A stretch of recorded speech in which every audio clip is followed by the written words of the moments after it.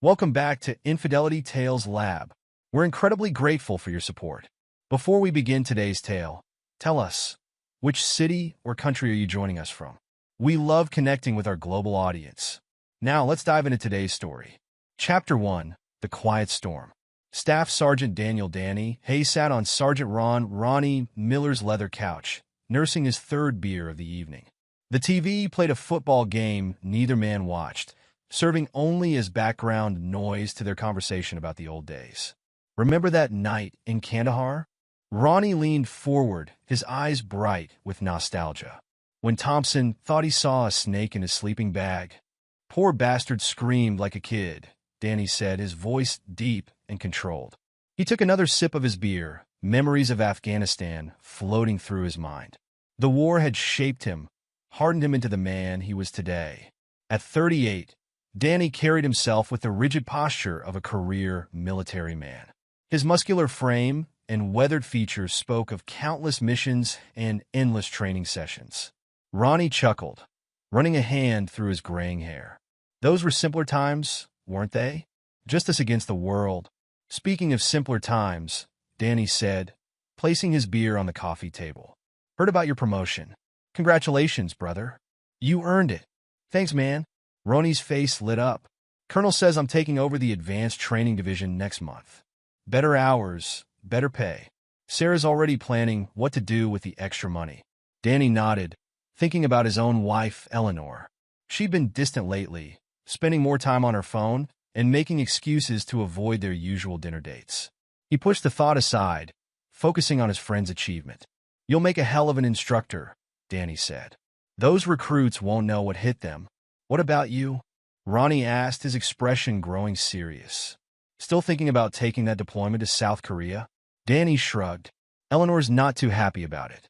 Says we need to spend more time together, work on our marriage. He let out a heavy breath. Maybe she's right. Marriage takes work, Ronnie agreed, though his tone suggested he knew there was more to the story. How's Caleb doing at college? Kid's thriving. Top of his class in engineering. Pride crept into Danny's voice. He's got his mother's brains and my discipline. Meanwhile, across town in the Hayes residence, Eleanor paced in the kitchen, her phone pressed to her ear. At 35, she remained strikingly beautiful, with honey blonde hair and sharp green eyes that could charm anyone she set her sights on. Today, those eyes sparkled with excitement as she spoke in hushed tones. Gavin, baby, it's perfect, she whispered, glancing out the window at the empty driveway. Danny's at Ronnie's place. He won't be back for hours. On the other end of the line, Gavin Marshall's smooth voice replied, Are you sure about this, El? Once we start, there's no going back. I've never been more sure of anything. Eleanor's lips curved into a cruel smile. I'm tired of living this lie. Danny's never here, always putting the military first. Do you know he's thinking about another deployment? After everything I've sacrificed. You deserve better, Gavin agreed. His voice dripped with practiced sympathy, though his eyes, had Eleanor been able to see them, remained cold and calculating. But the plan has to be perfect. We can't afford any mistakes. The life insurance policy is ironclad. $2 million, double indemnity for accidents. Eleanor's voice dropped even lower. Stone knows what to do. Stone's the best in the business. Clean, professional, untraceable. Gavin paused. But El, are you absolutely certain? He's still your husband. Eleanor's laugh was bitter.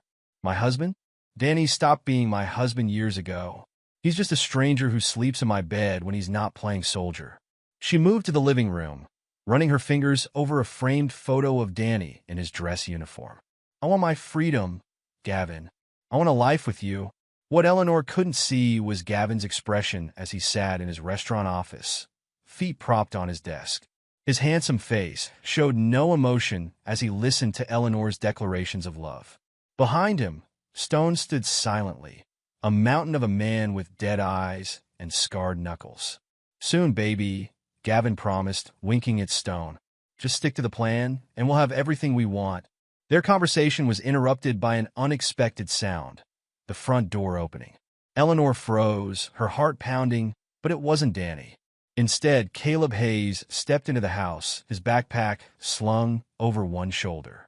The 18-year-old moved quietly, intending to surprise his mother, but stopped short when he heard her voice. "Someone's here," Eleanor whispered urgently into the phone. "I'll call you back." But Caleb had already heard enough to make his blood run cold. He pressed himself against the wall, pulling out his phone and hitting record. His mother's voice drifted from the kitchen, resuming her conversation after apparently checking the front hall and missing him in the shadows. "Sorry, false alarm," Eleanor said. "Now about Stone. You're sure he can make it look like an accident? Trust me, Al." Gavin's voice was clear enough for Caleb to hear. "Stone's handled plenty of similar situations. Your military hero won't know what hit him." Caleb's hands shook as he recorded the conversation, his mind racing. His mother, the woman who'd packed his lunches and kissed his scraped knees, was plotting to murder his father. The betrayal felt like a physical blow. A floorboard creaked behind him. Before Caleb could react, massive hands grabbed him. He spun around to face Stone, whose expression remained impassive as he drove a fist into Caleb's stomach. The phone clattered to the floor as Caleb gasped for air. Eleanor emerged from the kitchen, her face pale as she saw her son struggling with Stone. "Caleb?" Her voice trembled. "What are you doing here?" "Mom," Caleb wheezed, still fighting against Stone's grip. "How could you?" Stone didn't wait for Eleanor's response. He dragged Caleb toward the building's elevator, ignoring the young man's attempts to break free. Eleanor watched, frozen in horror, as Stone forced the elevator doors open and, with brutal efficiency, threw Caleb down the shaft. The sickening thud echoed through the building. Eleanor screamed, the sound more theatrical than genuine. Stone calmly retrieved Caleb's shattered phone, crushing it in his massive hand. "It's done," Stone said, his first words of the evening. "Call Gavin."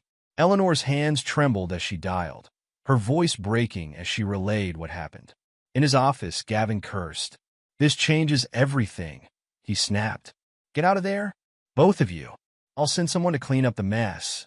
As Eleanor and Stone fled the scene, Caleb lay broken at the bottom of the elevator shaft, clinging to consciousness. Through the haze of pain, he focused on one thought. He had to warn his father.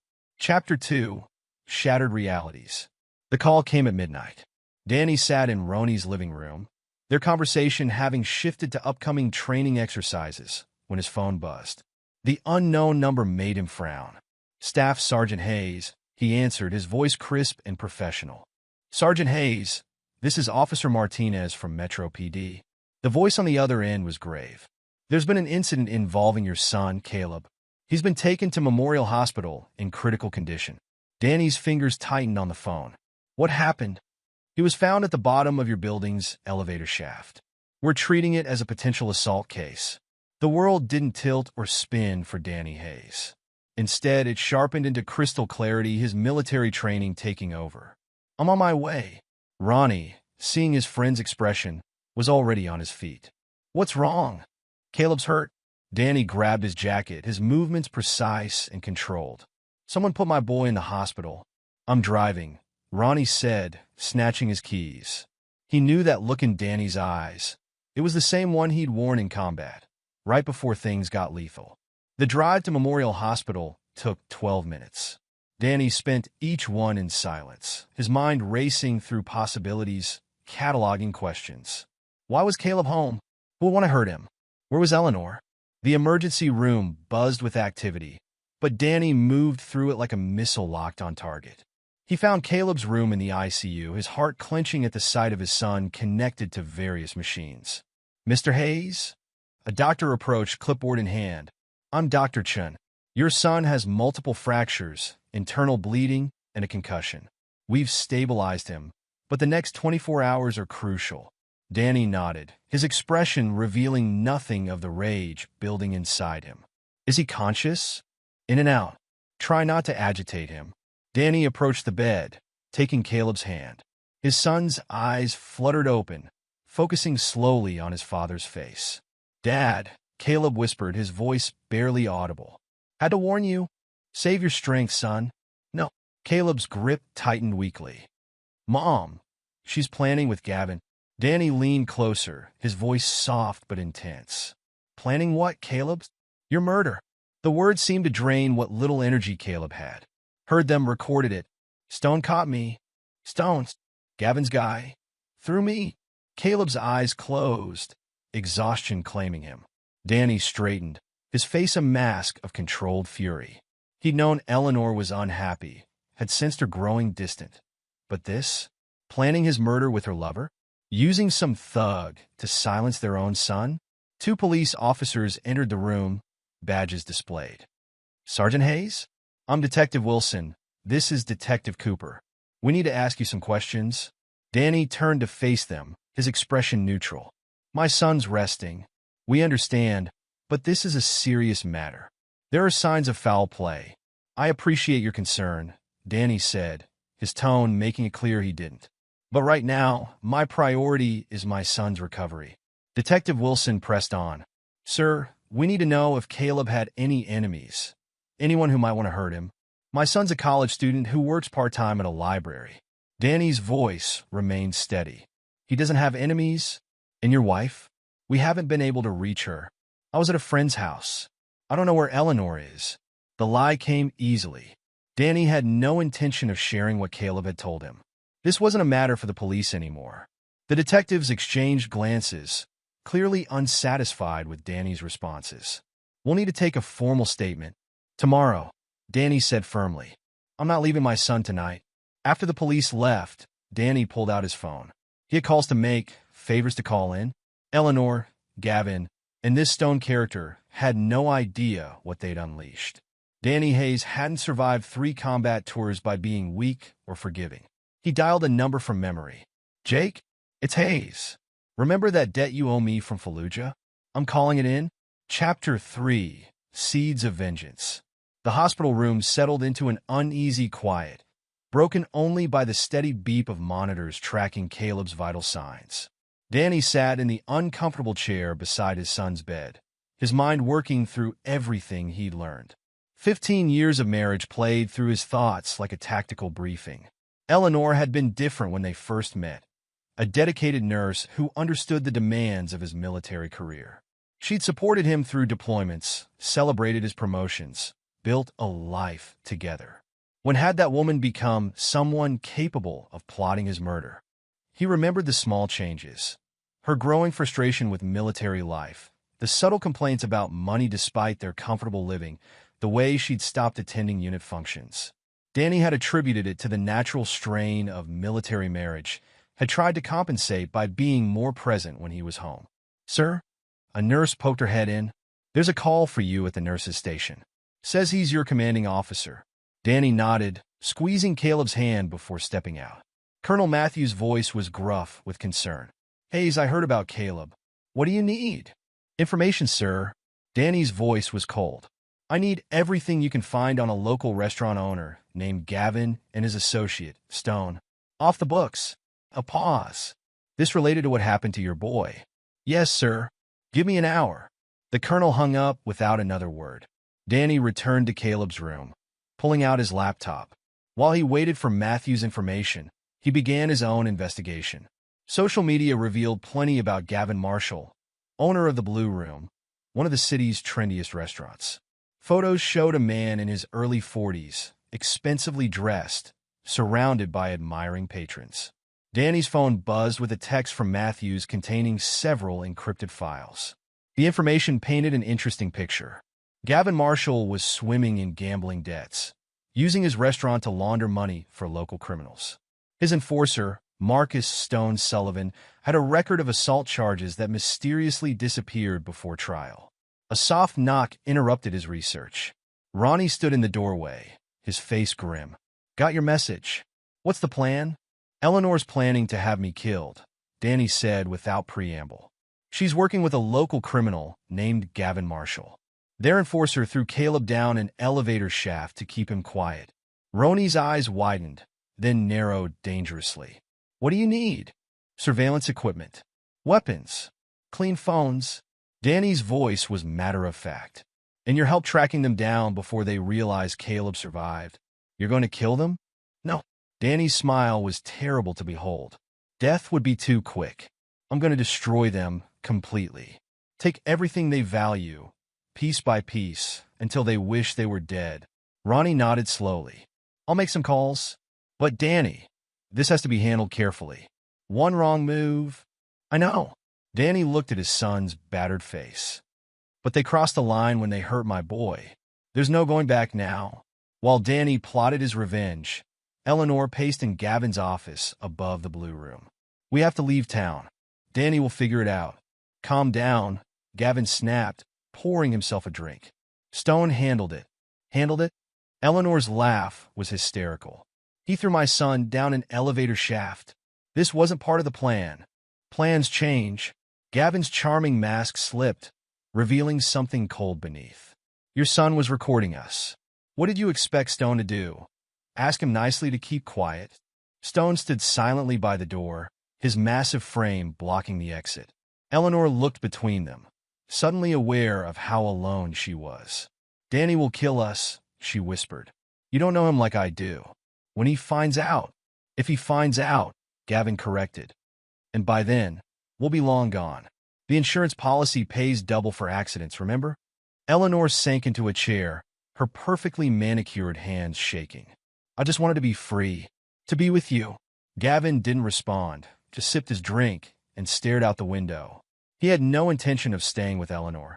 She was just a means to an end, a way to pay off his debts and start fresh. But she didn't need to know that yet. Back at the hospital, Danny received another call, this one from Jake Martinez, his former surveillance expert. Found them, boss, Jake reported. They're holed up at the Blue Room. Wanting to keep eyes on? Yes. Danny stood, stretching his cramped muscles. Let me know if they move. And Jake? Thank you. No thanks needed. Nobody hurts family. Danny touched Caleb's forehead gently. I'll be back soon, son. Rest easy. Dad's going to take care of everything.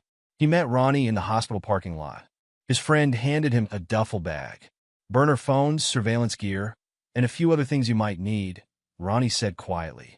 The guns are clean, untraceable. Danny nodded, taking the bag. I need you to stay with Caleb. Don't let anyone but the medical staff near him. What about Eleanor, if she shows up? Especially not Eleanor. Danny's voice turned to steel. Call me immediately if she tries. As Danny drove toward the Blue Room, his phone rang. Eleanor's name flashed on the screen. He answered, keeping his voice neutral. Danny. Eleanor's voice trembled. I just heard about Caleb. Is he okay? Where were you, Eleanor? I was out shopping. Danny, please, what happened to our son? Danny's grip tightened on the steering wheel. Someone threw him down an elevator shaft. Someone named Stone. Ring any bells? The silence on the other end was deafening. When Eleanor spoke again, her voice was different, calculated. Danny, I don't know what you're talking about. You're not making sense. You must be in shock. We're done, Eleanor. Don't come home. Don't try to see Caleb. Your things will be packed and sent wherever you want them. Danny, wait. Let me explain. He hung up, turning off his phone. The time for talking was over. At the Blue Room, Eleanor stared at her phone in panic. He knows. Oh God, he knows. Impossible, Gavin snapped, but his face had lost some color. Stone, are you sure the kid didn't say anything before? Stone shook his head silently. We need to leave now, Eleanor insisted. You don't understand what Danny's capable of. In Afghanistan, Shut up. Gavin slammed his glass down. No one's going anywhere. If we run, we look guilty. We stick to the plan. Stone will handle Hayes, just like he handled the kid. Eleanor looked at Stone's impassive face and shuddered. She'd wanted freedom, wanted excitement with Gavin. But now she felt trapped between two dangerous men. One she'd betrayed, and one she was beginning to fear she never really knew. Danny parked a block from the Blue Room, setting up surveillance equipment in a vacant office building with a clear view of the restaurant. Through high-powered lenses, he watched Eleanor pacing in Gavin's office, watched Gavin drinking and making angry phone calls, watched Stone standing guard like a statue. His phone buzzed with a text from Jake. Got the building plans you requested. Sending now. Danny studied the blueprints of the Blue Room, memorizing exits, electrical panels, gas lines. His training kicked in automatically. Identify vulnerabilities, plan contingencies, control the battlefield. Another text from Jake. Financial records show Gavin's underwater. Owes money to some serious people. Wanting to make some calls? Not yet, Danny replied. Let them stew. He watched through the lens as Eleanor and Gavin argued, their gestures becoming more animated. Stone moved between them, separating them with his bulk. The scene confirmed what Danny had already suspected. Their alliance was fragile, built on lies and desperation. His phone buzzed again, this time from Ronnie. Caleb's awake. Doctors say he's stabilizing. He's asking for you. Danny packed up his equipment. He had what he needed for now, confirmation of their location, their patterns, their dynamics. The rest could wait. His son needed him. Back at the hospital, Caleb was propped up slightly, his eyes clearer. Dad, I'm here, son. Danny took his hand. How's the pain? Been better. Caleb attempted a weak smile. Did you get my message? About Mom? I got it. Don't worry about that now. Focus on getting stronger. Dad. Caleb's grip tightened slightly. What are you going to do? Danny met his son's eyes. What needs to be done? They're going to pay for hurting you, but I need you to trust me. Don't tell the police anything yet. Caleb nodded slowly. I trust you, Dad. A nurse entered to check Caleb's vitals, and Danny stepped into the hallway. Ronnie followed. The doctors want to keep him for observation, Ronnie reported. At least a week. Good. That gives me time. Danny's face was hard. Eleanor, Gavin, Stone, they think they're hunters. Time to show them what it feels like to be prey. As night fell over the city, 3 people sat in a restaurant office, unaware they were already caught in a web of their own making. And in a hospital room, a father watched over his son, his mind calculating, planning, preparing for the retribution to come. The foundation of deceit had been laid, and now the real hunt would begin. Chapter 4. The Shadow Stalker. Danny Hayes sat in his makeshift command center, surrounded by surveillance equipment and monitors. The abandoned office space, rented under a false name, gave him a perfect view of the Blue Room. 3 screens displayed different angles of the restaurant's exterior, while a 4th showed thermal imaging of the interior. Targets on the move, Jake's voice crackled through the radio. Eleanor just left through the back entrance, heading east on foot. Danny adjusted his earpiece. Stay on her. What about the others? Gavin's still inside with Stone. They're arguing about something. Through high-powered microphones, Danny could hear fragments of their heated discussion. Gavin's voice rose in anger. She's becoming a liability. This wasn't supposed to get complicated. Phone taps active, Ronnie reported, joining Danny at the monitors. He handed over a tablet displaying text messages and call logs. They're planning to split up. Eleanor spooked. Danny studied the messages between Eleanor and Gavin. His wife had been busy. Multiple bank transfers, whispered promises, desperate pleas for reassurance. But it was Gavin's messages to someone else that caught his attention. Look at this. Danny pointed to a thread. Gavin's got another woman, some model named Victoria. He's been promising her the same things he promised Eleanor.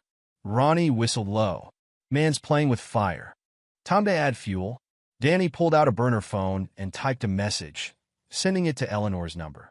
Check your lover boy's Instagram DMs with Victoria. Thought you should know. A friend. Within minutes, Eleanor's dot on the GPS tracker stopped moving, then reversed direction. Danny allowed himself a small, cold smile. She's heading back to the Blue Room. You're going to let them tear each other apart? Phase 1. Danny checked his weapons. A combat knife strapped to his ankle, a suppressed pistol at his back. Divide and conquer. Military Strategy 101. Across town, Eleanor burst into Gavin's office, her face flushed with rage. You lying bastard. All this time? Gavin looked up from his desk, confusion quickly masked by charm. Baby, what's wrong? Don't baby me. She thrust her phone in his face. Victoria? The swimsuit model? How long have you been playing me? Stone moved from his corner, but Gavin waved him back. Eleanor, you're not thinking clearly.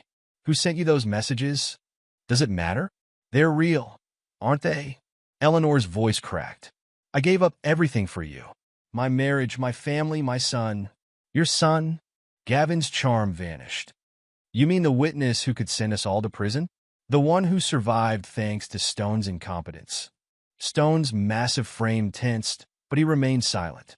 Don't you dare blame this on Stone. Eleanor's laugh was hysterical. This was your plan. You promised me freedom, love, a new life.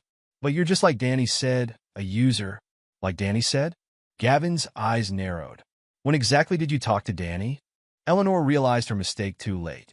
Gavin nodded to Stone, who moved to block the door. Have you been in contact with your husband this whole time? Gavin's voice dropped dangerously.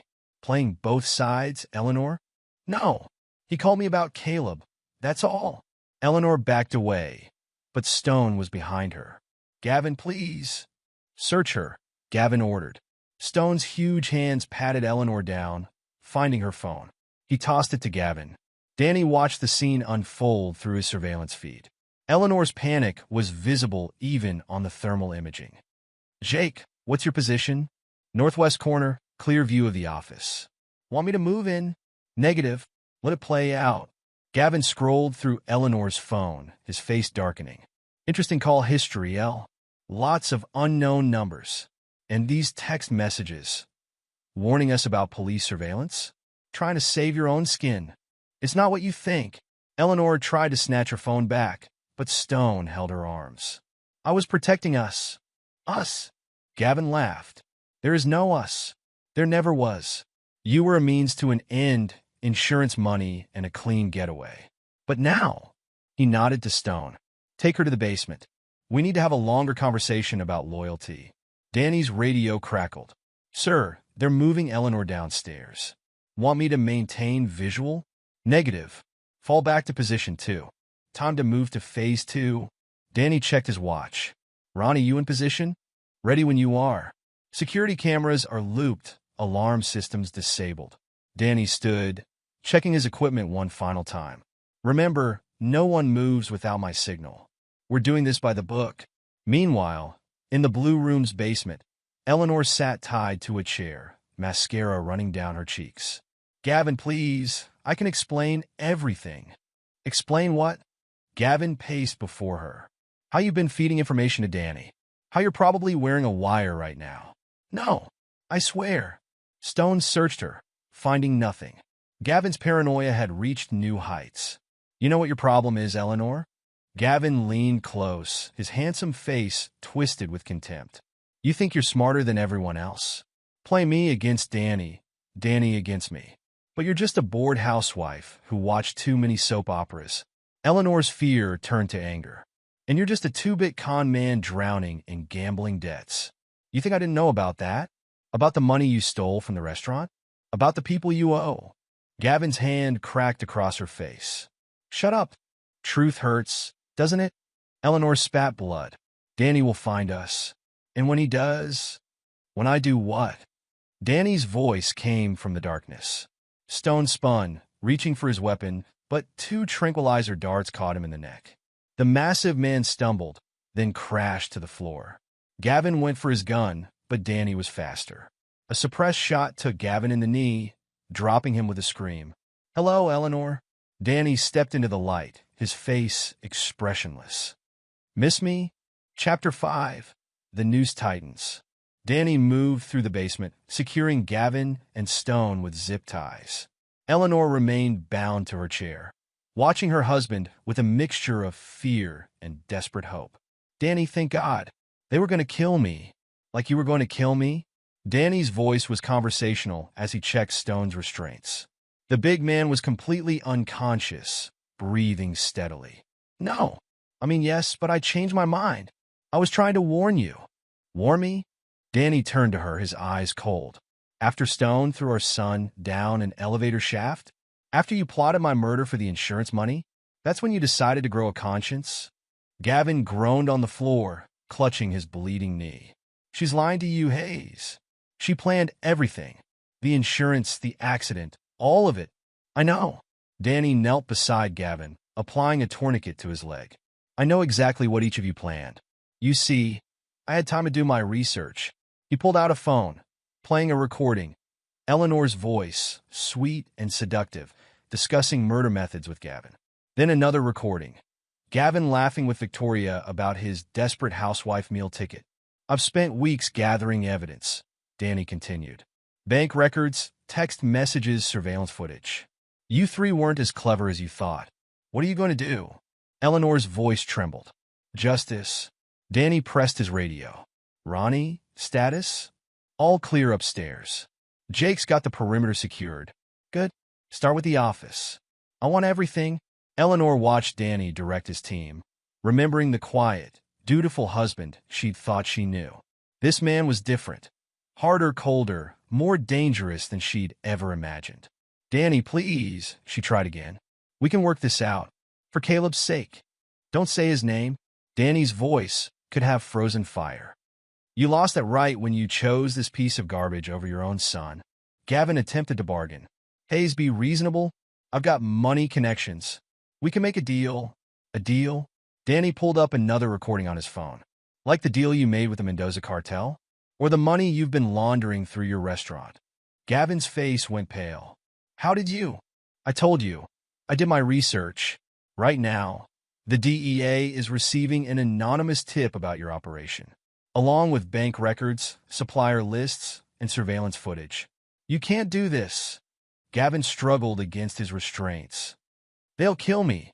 Should have thought of that before you sent Stone after my son. Danny turned to the unconscious enforcer. Speaking of whom, he pulled out a file. Marcus Stone Sullivan. 3 assault charges, 2 attempted murders, all mysteriously dropped. But not this time. This time there are witnesses, DNA evidence, and a victim who can testify. He'll never talk, Gavin spat. He won't have to. Danny held up a familiar object, Caleb's shattered phone. Your boy didn't destroy it completely. Our tech team recovered the recording. Stone's voice is quite distinctive when he's threatening an 18-year-old kid. Eleanor started sobbing. Danny, I'm sorry. I was unhappy, confused. Shut up. Danny's command was quiet but absolute. I'm not interested in your excuses. I'm interested in justice. He pressed his radio again. Ronnie, found those account books yet? Better. Got his laptop. Full access to all his accounts and communications. Transfer everything, then wipe it clean. Jake, status on the surveillance? Cameras are showing our edited footage. As far as anyone knows, these 3 left town hours ago. Danny nodded, satisfaction flickering across his face. Phase 2 complete. Begin Phase 3. What's Phase 3? Eleanor asked, dreading the answer. Consequences. Danny pulled out a syringe. But first, you 3 are going somewhere more private. Can't have any interruptions. You're going to kill us? Gavin's voice cracked. Kill you? Danny prepared the injection with practiced ease. No. Death is too quick, too kind. You're going to live to watch everything you value stripped away, piece by piece. He injected each of them in turn. As they began to lose consciousness, Danny's voice was the last thing they heard. Welcome to your nightmare. Chapter 6, The Predator Strikes. The warehouse Danny had chosen sat on the outskirts of town, far from prying eyes. Inside, 3 figures were secured to metal chairs, arranged in a triangle so each could see the others. As the sedatives wore off, Eleanor, Gavin, and Stone found themselves in a stark room lit by a single, harsh light. Danny stood in the center, still in his tactical gear. 2 laptops were set up on a table, screens glowing with financial data and surveillance feeds. Good, you're awake? Danny's voice echoed in the space. Time to begin. Begin what? Gavin tried to sound defiant, but fear crept into his voice. Your education. Danny turned one laptop so they could see the screen. Let's start with you, Gavin. Your finances make for interesting reading. The screen showed bank statements, transfer records, offshore accounts. You've been busy, Danny continued. Skimming from the restaurant, laundering cartel money, embezzling from your investors. But the really interesting part? He clicked to a new screen. The money you've been stealing from Eleanor. Eleanor's head snapped up. What? Show her, Gavin. Tell her about the accounts you opened in her name. The loans you took out using her social security number. The credit cards you maxed out. He's lying. Gavin protested, but his face betrayed him. Danny pulled up more documents. 3 mortgages on properties she's never seen. 5 business loans for companies that don't exist. And the piece de resistance, a life insurance policy on her, with you as the beneficiary. Eleanor stared at Gavin, realization dawning. You were going to kill me too? Now she gets it. Danny's laugh held no humor. You weren't his partner, Eleanor.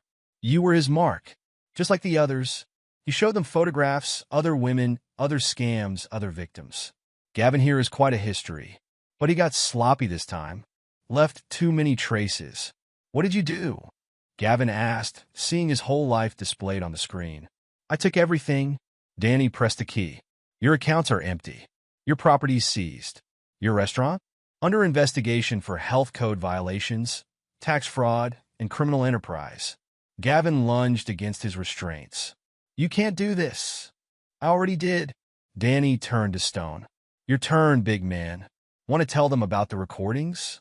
Stone remained silent, but his eyes widened slightly. No. I'll tell them. Danny played an audio file. Stone's voice discussing past jobs with an undercover officer. Amazing what people will say when they think they're talking to a potential employer. You set me up? Stone spoke for the first time, his deep voice rough. Didn't have to. Just had to find the right people to talk to. Show them the right evidence. Danny pulled up police reports, witness statements, DNA records. You left quite a trail of bodies, Stone. Time to answer for them. Eleanor watched her husband work, seeing a side of him she'd never known existed. This wasn't the quiet military man who read the paper on Sunday mornings. This was someone else, someone who knew how to break people. And you, Eleanor? Danny turned to his wife. You thought you were so clever, playing everyone against each other. The grieving military wife, the seductive mistress, the concerned mother.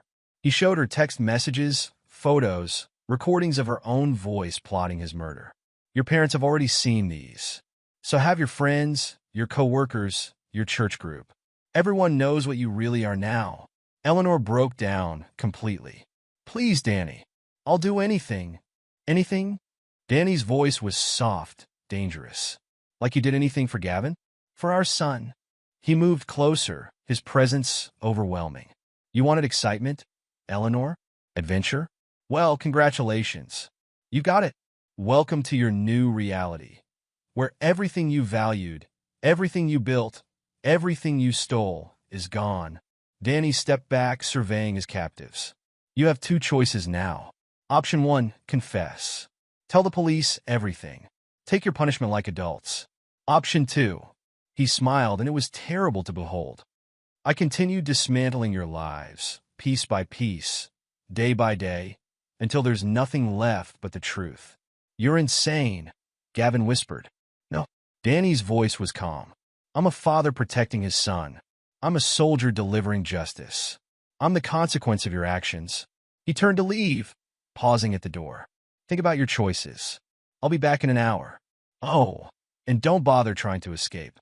The room is monitored, and my friends outside are very good at their jobs. The door closed, leaving the three conspirators alone with their fears and the weight of their decisions. They looked at each other, former allies now turned enemies, each wondering who would break first. Danny stood outside, listening to their accusations and recriminations through his earpiece. Phase 3 was complete. Now he just had to wait for them to destroy each other. Chapter 7. The Price of Betrayal. The warehouse stood silent as police vehicles surrounded it, red and blue lights painting the walls. Detective Wilson approached the entrance, gun drawn, followed by his team. The anonymous tip had been specific, 3 suspects inside, all restrained. They found Eleanor, Gavin, and Stone exactly as described. Each bore signs of interrogation, not brutal enough to be illegal, but precise enough to break them. Stone's massive frame slumped in his chair, his usual stoic demeanor shattered. Gavin nursed his wounded knee, mumbling incoherently about bank accounts and lost millions. Eleanor sat rigid, mascara streaked down her face, repeating, he knew everything over and over.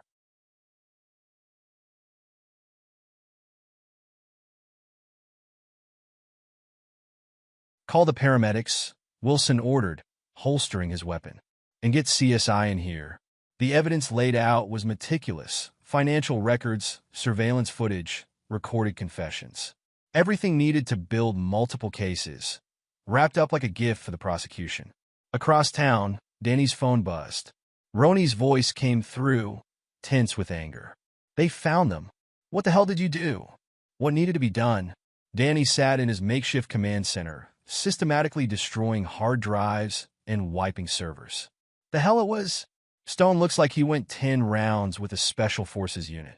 Gavin's babbling about torture. And Eleanor. Ronnie paused. She's broken, Danny. Completely broken. Good. Good. Listen to yourself. This isn't you. The old me died when they tried to kill my son. Danny's voice remained steady. You want to judge me? Fine. But remember who helped set up the surveillance. That was different. I thought we were gathering evidence. Not. Ronnie struggled for words. The police are going to investigate. They'll trace it back to you. No, they won't. Stone won't talk. He's got too much to lose. Gavin's reputation is destroyed. His criminal connections exposed. Eleanor. Danny's lips tightened. Eleanor knows what happens to people who cross me now. In the interrogation room at the police station, Detective Wilson faced Eleanor across a metal table. Mrs. Hayes, we need your statement. Eleanor stared at her hands. You wouldn't believe me. Try me. Danny. He knew everything. Our plans, the insurance scam, Gavin's other women. She looked up, eyes haunted. He made us watch as he destroyed everything we had. Piece by piece. Bank accounts emptied. Reputations ruined. Secrets exposed. Are you saying your husband did this? Eleanor laughed, the sound brittle. Prove it. He left no traces. No evidence. Just like in the military. The perfect operation. Wilson pushed a pad of paper toward her. Write it down. All of it. Why? So you can go after him. Eleanor picked up the pen. You don't understand. He won. He broke us completely. And the worst part? Her hand trembled. We deserved it. At the hospital, Danny visited Caleb. His son was recovering well, though the physical therapy would take months. The police found them, Danny said, taking Caleb's hand. Mom, she'll face charges. They all will. Danny's voice softened slightly. You don't need to testify. The evidence speaks for itself. Did you? Caleb hesitated. What did you do to them? Nothing they didn't deserve. Danny met his son's eyes. They planned to murder me for money. They hurt you to cover it up. Actions have consequences. The police came by earlier, Caleb said. Asked a lot of questions about you. Let them ask. Focus on getting stronger. A knock interrupted them. Ronnie stood in the doorway, his face grim. Danny, we need to talk. Now. In the hallway, Ronnie handed Danny a phone. They're building a case against you. Wilson's determined to prove you orchestrated everything. Let him try. Danny scrolled through the messages. Our tracks are covered. The warehouse lease, the surveillance equipment, the financial trails. All dead ends. This isn't over. Yes, it is. Danny deleted the messages. Eleanor and her lovers destroyed themselves. I just helped them along. And the torture? The psychological warfare? Enhanced interrogation. Danny's smile was cold. Nothing illegal. Nothing provable. Just enough to break them. Back in his hospital room, Caleb watched his father through the window. The man who'd taught him to fish, helped with his homework, cheered at his graduation. That man was gone. In his place stood someone harder, colder, shaped by betrayal into something dangerous. Mr. Hayes? A nurse approached Danny. There's a detective here to see you. Wilson appeared, notepad in hand. We need to discuss what happened at the warehouse. Do we? Danny's expression gave nothing away. 3 people were held captive, tortured psychologically, their lives systematically destroyed. Wilson studied Danny's face. That takes resources, training, military expertise. Sounds like you have theories. I have evidence? No, Danny said softly. You have suspicions, but what you don't have is proof. What you can prove is that 3 people conspired to commit murder for insurance money. That they attempted to kill my son to cover it up. Focus on that, detective. Wilson stepped closer. This isn't over, Hayes. Yes, it is. Danny turned away. My son needs me. Chapter 8. Healing and Acceptance. 3 months passed. Danny and Caleb moved to a small house in a neighboring town, away from the whispers and stares. Caleb's physical therapy progressed well, though he still walked with a slight limp. You sure about this? Caleb asked as they unpacked boxes. Moving away from everything? Fresh start. Danny arranged Caleb's textbooks on a shelf. The trial's over. Eleanor, Gavin, and Stone are in prison. Time to move forward. The therapist called again. Danny paused. Did she? She thinks it would help. Processing everything that happened. I processed it just fine. Dad, Caleb touched his father's arm. What you did? I understand why. But carrying that weight alone. Danny looked at his son. No longer the boy in the family photos, but a young man who'd seen too much too soon. Fine. One session. Dr. Sarah Chin's office was comfortable but professional. Danny sat rigidly in the leather chair, evaluating sight lines and exits out of habit. Mr. Hayes, Dr. Chin began. Why are you here? My son insisted. And why do you think he's concerned? Danny's laugh held no humor. Because I systematically destroyed the people who tried to kill me and hurt him. Tell me about that decision. What decision? They chose their path. I simply helped them reach their destination. Dr. Chin leaned forward. You could have let the police handle it. The police? Danny's voice hardened. While they gathered evidence, filed warrants, followed procedures, while Eleanor and her lovers escaped. No. Justice needed to be immediate, absolute, and the torture? Enhanced interrogation. Danny's correction was automatic. Nothing illegal. Nothing that left permanent marks. Just enough to break them. Break them? They needed to understand consequences. Feel the same helplessness Caleb felt at the bottom of that elevator shaft. Danny's hands clenched. I wanted them to know what it feels like when someone takes everything you value. And now? How do you feel? I feel... Danny considered. Satisfied. They'll never hurt anyone again. Caleb is safe. Justice was served. At what cost to you? Cost? Danny stood, pacing. I lost my wife years ago. She just didn't tell me. Lost my faith in people, in love and trust. But I gained something too. What's that? Clarity. Understanding what I'm capable of. What I'll do to protect my son. Dr. Chin made a note. Do you regret any of it? No. Danny's response was immediate. I regret not seeing Eleanor's betrayal sooner. Not protecting Caleb better. But what I did to them. They earned every moment. The session continued, Dr. Chin probing Danny's experiences, his military background, his transformation from husband to avenger. Danny answered honestly, but selectively, revealing enough to satisfy Caleb's concerns without exposing his deeper methods. At home, Caleb waited on the porch. How was it? Enlightening. Danny sat beside him. She thinks I need to process my trauma. Don't we all? Danny looked at his son, stronger now but changed. The innocence was gone, replaced by something harder, more knowing. Like father, like son. We process in our own ways, Danny said. Some people need words. Others need action. And revenge? Justice, Danny corrected. Revenge is emotional. Justice is rational. Calculated. Caleb nodded slowly. Like you were? Yes. They sat in companionable silence, watching the neighborhood children play. Normal lives, normal families, normal problems. They'd never be that again. I don't regret it, Danny said finally. Any of it. They made their choices. I know. Caleb's voice was quiet. Sometimes I hear Mom's voice in my dreams. Planning your murder. Then Stone's hands grabbing me. Danny's arm went around his son's shoulders. They can't hurt us anymore.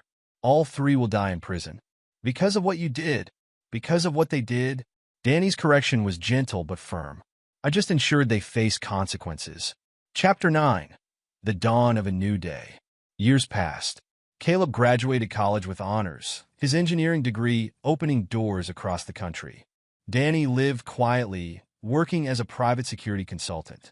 They spoke weekly, sharing their lives while carefully avoiding certain topics. Then the call came. Eleanor, found dead in her prison cell. She took her own life, the officials said. No note, no explanation needed. Danny and Caleb stood at the grave, watching the simple service. No mourners came. Eleanor's betrayal had destroyed all her relationships. Even her parents had disowned her. You okay? Caleb asked. Yes. Danny's voice held no emotion. She made her choices. Do you think she really killed herself? Danny didn't answer. They both knew about his occasional consulting trips, his unexplained absences. Some questions were better left unasked. I forgive her, Caleb said suddenly. Danny looked at his son, surprised. Why? Not for her sake. For mine. Caleb touched the gravestone. Holding on to hate. It changes you? Yes, Danny agreed. It does. They drove home in silence. The family photo still sat on Danny's mantelpiece, a reminder of what was lost, what was gained, what was changed forever. We made it, Dad, Caleb said, studying the picture. Despite everything, we did. Danny picked up the frame, remembering the man he'd been, the husband who trusted, the father who protected, the soldier who served. All those pieces reformed into something new, something harder, colder, more absolute. Will you ever trust again? Caleb asked. I trust you. Danny replaced the photo. That's enough. They sat on the porch, father and son, survivors of a war fought not on foreign soil, but in their own home. Danny watched Caleb, strong now, successful, scarred but not broken. His greatest victory wasn't destroying Eleanor and her lovers. It was protecting his son, ensuring he survived, grew, thrived. The sun set on their quiet street. Danny felt the familiar peace settle over him. Not the peace of forgiveness or forgetfulness, but the peace of justified action, of consequences delivered, of justice served. We'll always be together, he said, echoing words from easier times. Caleb nodded, understanding all his father left unsaid. The darkness remained in Danny Hayes, controlled now, but never gone. A weapon sheath, waiting to protect what mattered most. In the end, that was Danny's truth. Not the betrayal, not the revenge, not the calculated destruction of those who'd hurt his family. His truth was simpler. A father's love, turned ruthless by betrayal, transformed into something both terrible and absolute. The evening deepened around them. Two men, changed by tragedy, bonded by blood and choice and survival. Their story wasn't pretty or clean or forgiving, but it was theirs, and in their own way, they were free. Epilogue.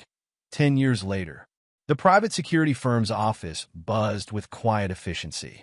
Danny Hayes, now approaching 50, sat behind his desk reviewing personnel files. His company, Hayes Protection Services, had grown into one of the most respected security consultancies in the country, specializing in high-risk personal protection and corporate security. A knock on his door interrupted his work. Come in. Jake Martinez, his old surveillance expert and now head of operations, entered with a tablet. Got the report from the Singapore job. Client's happy. Very happy. Danny nodded, taking the tablet. The Singapore job had involved extracting a corporate whistleblower before certain parties could silence them permanently. The kind of work that required specific skills, absolute discretion, and a willingness to operate in gray areas. Any complications? Nothing we couldn't handle. Jake hesitated. There's something else. Gavin Marshall was found dead in his cell this morning. Danny's expression didn't change. After serving 8 years of his 20-year sentence, Gavin had apparently hanged himself, just like Eleanor had 3 years earlier. Stone remained in maximum security, a broken man who never spoke about what happened in that warehouse. Natural causes? Danny asked, though they both knew better. That's what the report will say. Jake studied his boss carefully. Wanted to look into it? No need. Danny returned to his files. The past stays in the past. The past might stay there, but its echoes remained. Danny's company employed several former military specialists, each carefully vetted, each carrying their own dark experiences. They took jobs others wouldn't touch. Not illegal, but complex, requiring the kind of skills only certain people possessed. His phone buzzed, a text from Caleb. Dad, reminder about dinner tonight. Sarah's making that pasta you like. Danny smiled slightly. His son had flourished in the decades since the incident. Now a successful aerospace engineer, Caleb had married Sarah Chun. Yes, the same Dr. Chun who'd been Danny's therapist. Their courtship had surprised everyone, especially Danny. But Sarah had proven to be exactly what both Hayes men needed in their lives. Tell Sarah I'll bring the wine, Danny texted back. His office door opened again. Ronnie Miller walked in, gray-haired but still fit, carrying 2 cups of coffee. Heard about Gavin, Ronnie said, setting a cup on Danny's desk. News travels fast. In our circles? Always. Ronnie sat down. That's 2 down. Think Stone's nervous? Danny sipped his coffee. Stone made his peace years ago. He knows the rules. Those rules had been simple. Complete silence about the warehouse incident in exchange for certain protections in prison. Stone had kept his end of the bargain, surviving where Eleanor and Gavin hadn't. Caleb asked about Eleanor last week. Ronnie mentioned.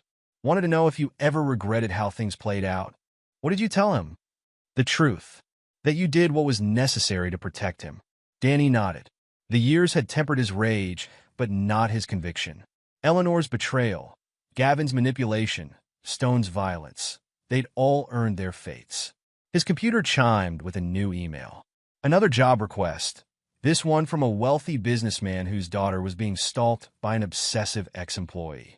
The kind of case Danny's firm specialized in, protecting the vulnerable from those who'd harm them. Take a look at this, he told Ronnie, turning the screen. Ronnie read quickly. Sounds familiar.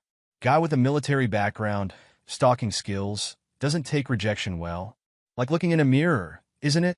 Danny's voice held dark humor. Except we were the good guys. Were we? Ronnie raised an eyebrow. You tortured 3 people, destroyed their lives, and possibly arranged their deaths years later.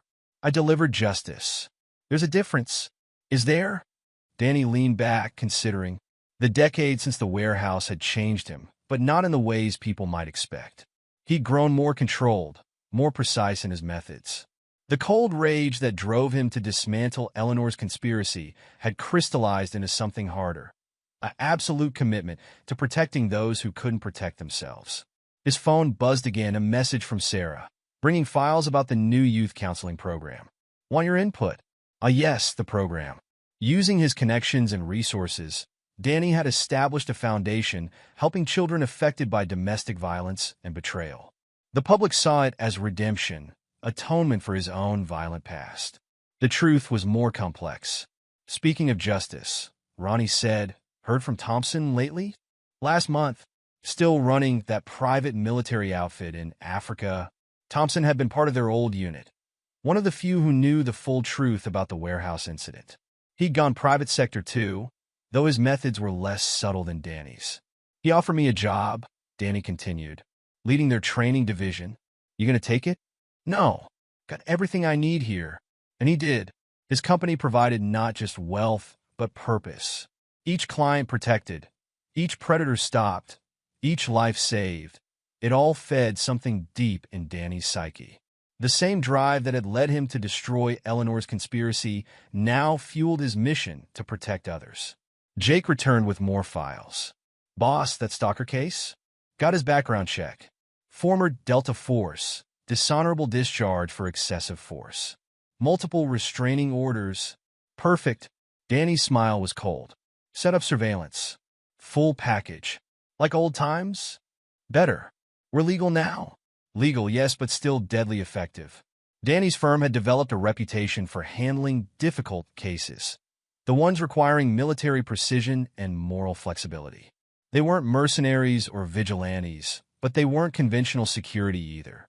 The afternoon passed in a blur of operational details. At 6, Danny packed up, heading to Caleb and Sarah's for dinner. Their house sat in a quiet suburb, protected by state-of-the-art security systems, a father's gift to his son. Caleb opened the door, now 38, the same age Danny had been when everything fell apart.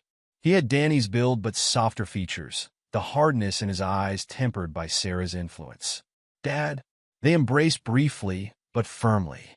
Sarah's in the kitchen, and someone else is here to see you. In the living room, a teenage girl sat on the couch. Maria Rodriguez, 17, one of the first recipients of Danny's Foundation scholarship. Her father had died protecting her from an abusive mother, a story that resonated deeply with both Hayes men. Mr. Hayes, Maria stood, nervous but determined. I got accepted to MIT. Engineering program, full ride. Congratulations. Danny's voice softened slightly. Your father would be proud. The foundation, your help. I wouldn't have made it without you. Danny nodded, understanding the weight of her words. The foundation didn't just provide money. It offered protection, guidance, and sometimes more direct intervention when needed. Sarah emerged from the kitchen, wiping her hands. Time had added subtle lines around her eyes, but she moved with the same grace that had first caught Caleb's attention in her office years ago. "Danny," she hugged him warmly. "We need to discuss the new counseling center. The renovation plans." After dinner, Danny insisted. Family time first. Family. The word held different meaning now. Not the false ideal he'd lived with Eleanor, but something stronger, forged in fire and blood.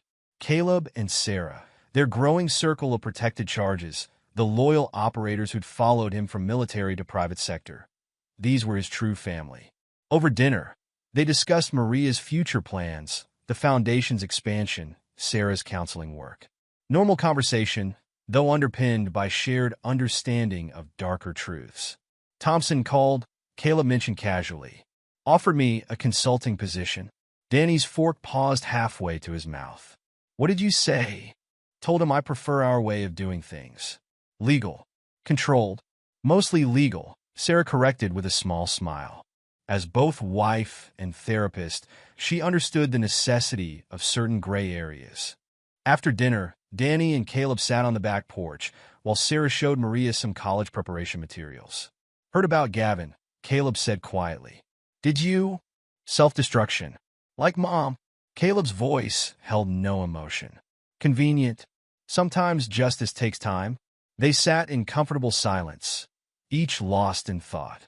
The past decade had brought changes neither could have imagined in that hospital room after Stone's attack. Danny's security empire, Caleb's engineering success, their shared mission through the foundation, all born from that crucible of betrayal and vengeance. "The new client," Caleb said finally. "The stalker case. Need any help?" Danny glanced at his son.